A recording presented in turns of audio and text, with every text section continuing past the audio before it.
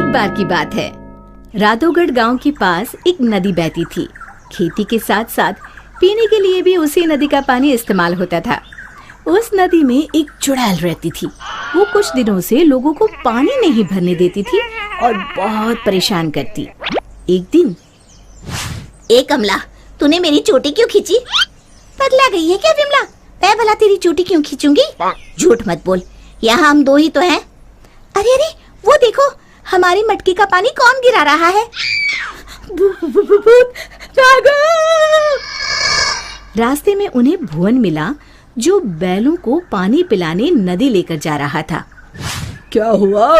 इस तरह क्यों भाग रही हो जैसे भूत पीछे पड़ गया हो? हाँ दादा, भूत ही है नदी पर, सच में।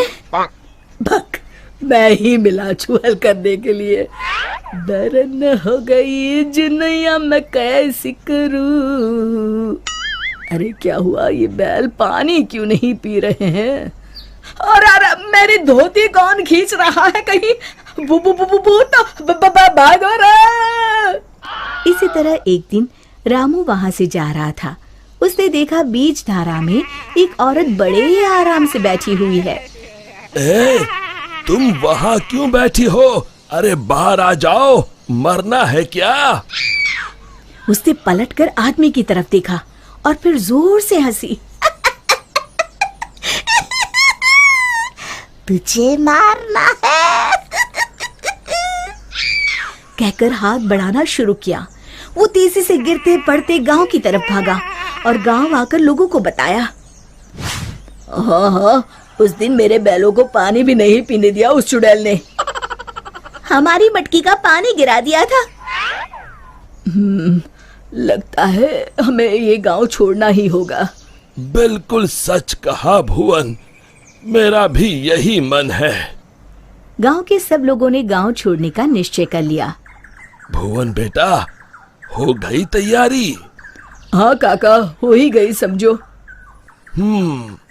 मुझे लगता है क्यों ना हम मुखिया जी के पास चले। हाँ, शायद कोई उपाय निकले। काका, मुखिया जी कोई ओझा तो नहीं? मुझे लगता है हमें हनुमान मंदिर के पुजारी के पास चलना चाहिए। बात तो तुम्हारी भी सही है। सारे गांव वाले पुजारी जी के पास गए। कहो, कैसे आना हुआ?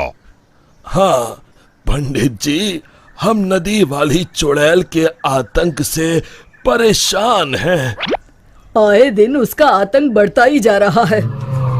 मुझे तो लगता है हम सबको भी गांव छोड़कर भागना पड़ेगा। समस्या तो गंभीर है, पर भगवान दयालु है। अवश्य ही कोई उपाय मिल जाएगा। आप ही बताइए, क्या करना होगा? हमें एक हवन करना होगा। जैसे ही उस हवन का पवित्र धुआं उसे लगेगा, वो श्राप मुक्त हो जाएगी। पर चुड़ैल को हवन कुंड तक लाना असंभव है। असंभव में ही संभव छुपा है भुवन। तो हवन किया जाए। कल हस्त नक्षत्र है, कल ही ठीक रहेगा। ठीक है पंडित जी। आप लोग इस सामग्री की व्यवस्था कर लीजिए। मैं ब्रह्म मुहूर्त में वहां पहुंच जाऊंगा। हम सब भी पहुंच जाएंगे। हवन कुंड तैयार है, मैं जल लेकर आता हूँ नदी से। किसकी मौत आई है जो मुझे सोते ही जगाने चला आया? चुड़ैल जी, आप सोइए, मैं तो पूजा के लिए जल लेने आया हूँ। ये नदी मेरी है, इसका पानी भी मेरा, समझे? और हाँ, अपनी अकल को प्रसाद के जैसे बांटना बंद करो, समझे? पर क्यों चुड़ैल जी? क्योंकि मैंने ऐसे कहा।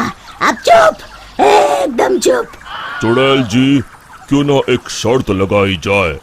जो हारेगा उसे दूसरे की बात माननी पड़ेगी। बोलो, मंजूर है? तुम साधारण गांव वाले मुझ जैसी ताकतवर चुड़ैल से शर्त लगाओगे?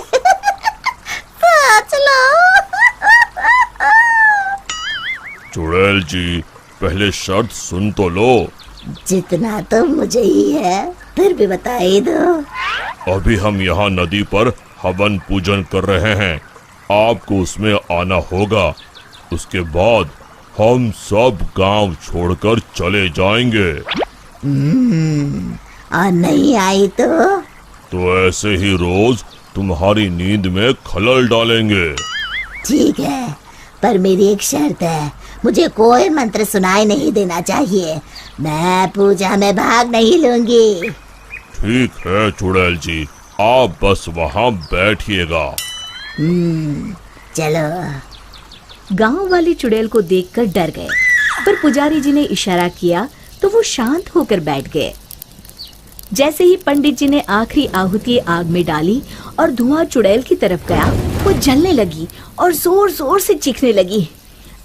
बचाओ, मैं जल रही हूँ, बचाओ, कोई बचाओ, मैं सबको खा जाऊंगी, किसी को नहीं छोड़ूंगी, बचाओ। धीरे धीरे उसकी आवाज शांत हो गई। सब लोग सोच रहे थे कि चुड़ैल जलकर राख हो जाएगी, पर ये क्या?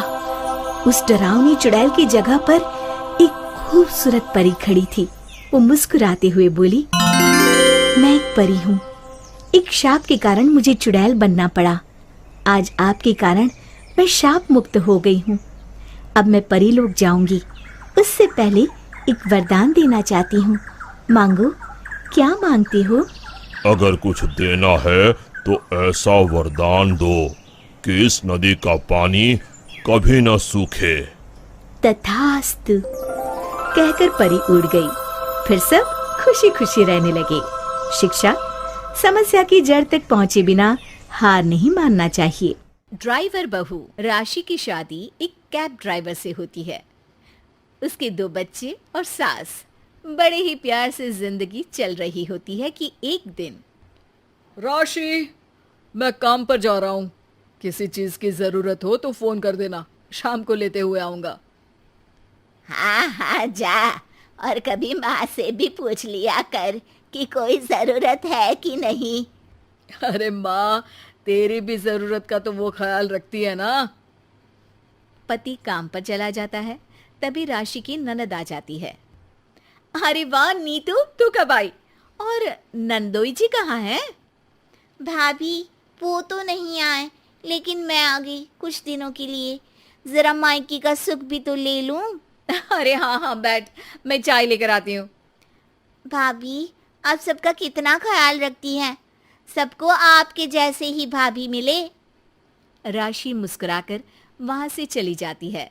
वो किचन से पति को फोन करती है।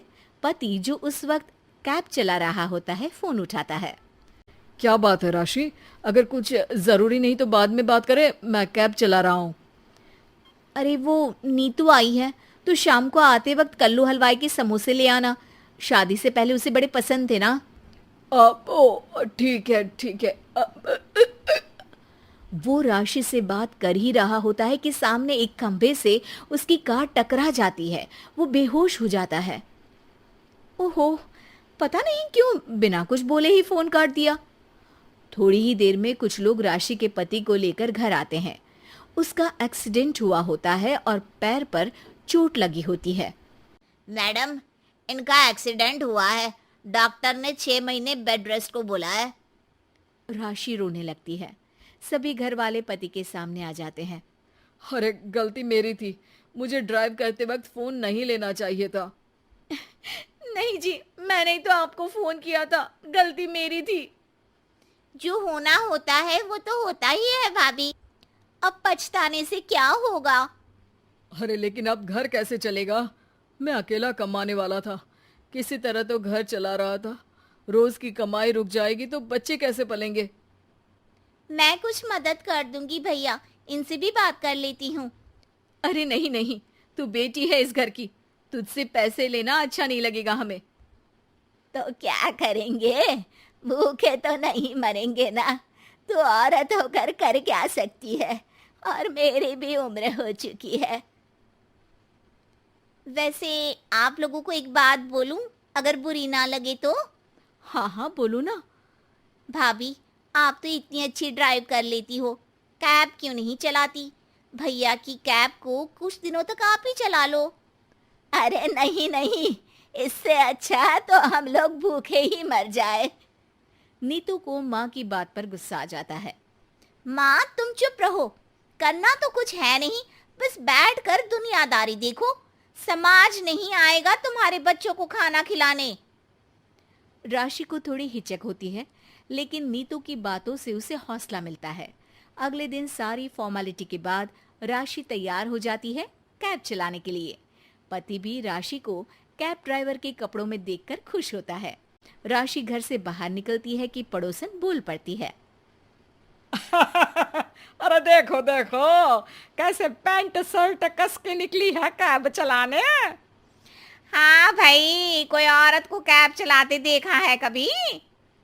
लोगों की बातों की परवाह ना करते राशि कैब लेकर निकल जाती है और शाम को घर वापस आती है। माँ जी, आज की कमाई। अरे बहू, ये पैसे नहीं आते तो घर की तरकारी भाजी कैसे होती, और बच्चों की फीस भी। माँ जी सच कहूँ, लोग भी बहुत अच्छे मिलते हैं। देखते हैं कि जब लेडीज है तो सपोर्ट करते हैं।